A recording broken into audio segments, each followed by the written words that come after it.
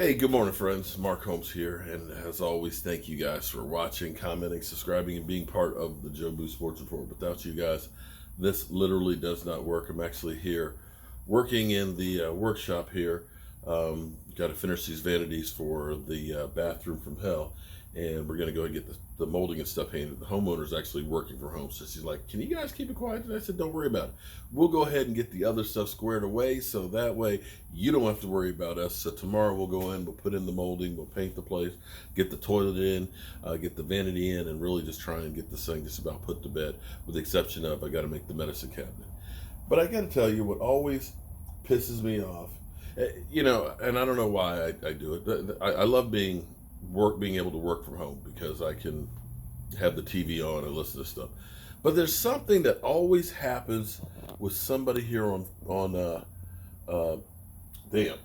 first things first, that they always talk about my quarterback like he's handicapped and he needs special needs and stuff. Let me see if you guys can hear it here. Now, the topic is, should the Dallas Cowboys look to make a trade, blockbuster trade here, for a run? But let's go through. That's not actually what I'm later, essentially, because they're going to be such a top-heavy roster. So this is the right messaging point, and it's the right, it's accurate information. There is no great trade for the Cowboys for them to make, because unlike a team like New Orleans this year or the Patriots, where you've got a quarterback whose time horizon is coming soon to a close, they want to be able to compete not only this year, but over the life of whatever contract Dak gets, over the life of whatever contract Zeke gets. Now, are they good enough? I said on Monday, and I'll say it again, I think the Cowboys win fully healthy when their frontline guys are all out there or almost all out there. That's a reasonable statement. They can compete with anybody. Their problem has been lack of depth and lack of ability to, when one of those key ingredients is out, to still operate at even close to the level they need to. We saw them, with a couple guys out, lose to the Jets. We then saw what the Jets looked like, same team, a week later against the Patriots. That's concerning for Dallas. They can go that hot, that cold, depending on whether their tackles are out there or not, as you saw them against the Jets versus against the Eagles. And it's not just that the team struggles when one of them is out. We see that Dak also struggles when his wide receiver is out, when his running back is out, when his left tackle is out. And there are certain things he needs for him to seemingly play at an optimum level. I think that... Okay, let's look at that's the thing, because she's always throwing shades, because, with the whole thing, Dak Prescott needs these guys to be successful. Any NFL quarterback needs guys to be successful. Take a look at Carson Wentz. Now, that's the excuse they're using for Carson Wentz. Well, his receivers aren't catching the ball. They're dropping them. Jason Peters is out, his left tackle. But she is always throwing this, and I don't know if this is her own feelings or if this is just scripted, but it really drives me crazy, because you would think that the Cowboys, they're down here, they're, 0-7, and they're just doing crap. What about Baker Mayfield? I think Odell's been playing all season, hasn't he? Weren't they thought to be great? Doesn't that guy need people to, or excuse me, I guess he doesn't. I guess it's on him.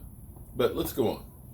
That is something that's concerning. Is there a unit on this Dallas Cowboys team that you see as a weakness, where if they had the ability they could bolster? Well, the tight ends. The tight ends are the weakest unit. They don't have any speed at tight end, and they become very, very predictable as far as what the skill level. Their second weakest position happens to be where they have the most resources. That's the offensive line. The wide receiving core has improved a great deal, but they haven't been consistent. Michael Gallup, after a first good game, good starting week, gets injured in week number 2. He's been inconsistent.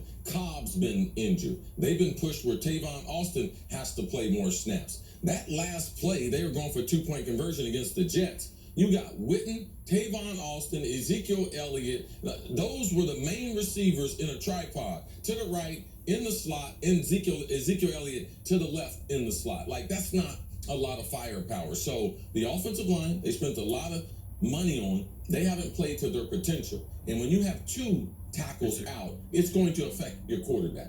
Tom Brady missing offensive linemen. It's affected him. Thank you. Quarterback, the number one way to affect him is that offensive line not be able to block. So this is not just a Dak issue. This is around the league. Kirk Cousins, when did he have problems? when that offensive line wouldn't protect for him. So I would say this offensive line, it's really key because they affect Dak more than anything else. We see Amari Cooper, he's healthy. Zeke had his best game last week. Right. They should be ready to take that next step as an offense. All right, let's move on to the... So that's the thing. See, and that's the thing that pisses me off. And and maybe I shouldn't because that's just the way this thing is. And they're doing exactly what they want. That is getting people like me riled up. But you constantly, over and over and over again, hear the stuff that Dak needs to have, a perfect situation, as she puts it. You know what? The only person out there who's winning consistently Super Bowls year in and year out, I believe, is Tom Brady. The way I look at it right now, there's always a team on the NFC that rises up and gets in there. But take a look at Jared Goff. Doesn't he have some problems right now? Isn't he kind of struggling right now? And as bad as you say that Dak was against the Jets, he still had 277 yards in that game. I'm not saying that was a perfect game, but in retrospect of losing both of your tackles, both, your number one wide receiver, anybody's going to have problems with that. But hey, what do I know? I'm a guy here building cabinets with a voodoo doll. I'm an idiot. All right, let's get to work. I'm Mark Holmes, and I'll see you guys soon.